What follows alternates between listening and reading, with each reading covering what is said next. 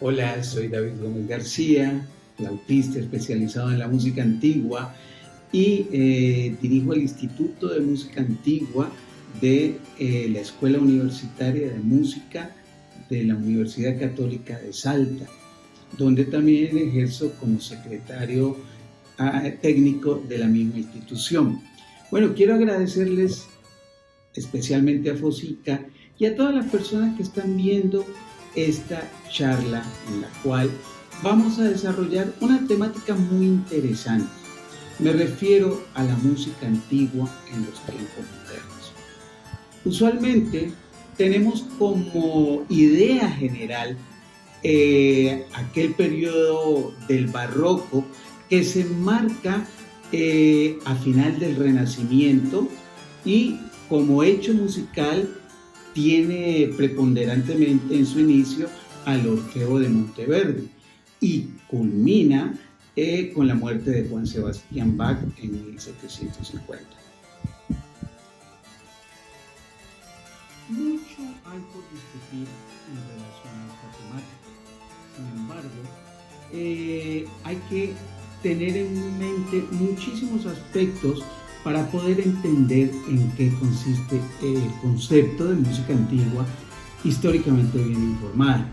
Si bien es cierto, más allá del gusto de hacer o escuchar una música en particular, de un periodo en particular, no solo requerimos un proceso técnico en el aprendizaje del instrumento para poder entender este periodo.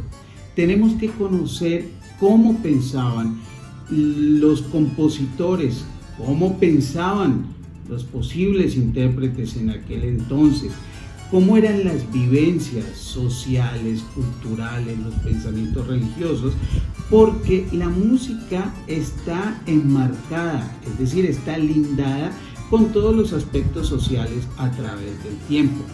Eso también ocurre hoy. Hay un fenómeno en nuestra época actual que nos ha llevado a valorar muchísimo esto llamado la música antigua, la interpretación de esta música.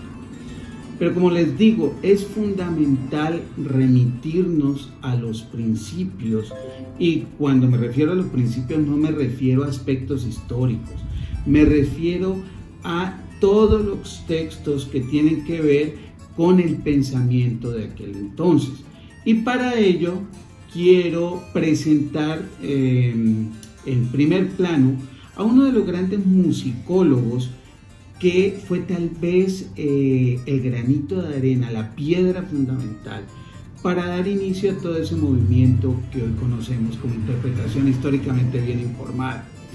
Es el caso del musicólogo inglés, luthier e intérprete de instrumentos antiguos Arnold Dolmetsch. Gran figura de la historia musical, ustedes podrán encontrar de él en diferentes enciclopedias, podrán encontrar en la web muchísimas referencias al respecto. No vamos a extendernos mucho porque la idea es que tengamos elementos valorativos que les permitan a ustedes abordar, investigar un poco y tal vez adquirir el gusto por interpretar esta música. Lo que quiero decirles puntualmente es que tal vez fue él el pionero en investigar sobre el pensamiento de los compositores, de cómo se abordaba la música, y escribió un libro él muy importante que se llama Cómo interpretar la música de los siglos XVII y XVIII. Este libro fue escrito en 1915. ¿Qué fue lo que hizo Arnold? Él empieza a buscar en manuscritos, empieza a encontrar en la Biblioteca Británica una cantidad de textos informativos que le llevan a generar ideas más claras de qué es el hacer música de ese periodo en tiempos modernos. Porque, como les decía, las estéticas van cambiando, y si hoy abordamos una obra sin entender qué querían los compositores de aquel entonces, es posible que estemos haciendo una buena obra, pero no la estamos interpretando como quisiesen las personas de aquel entonces.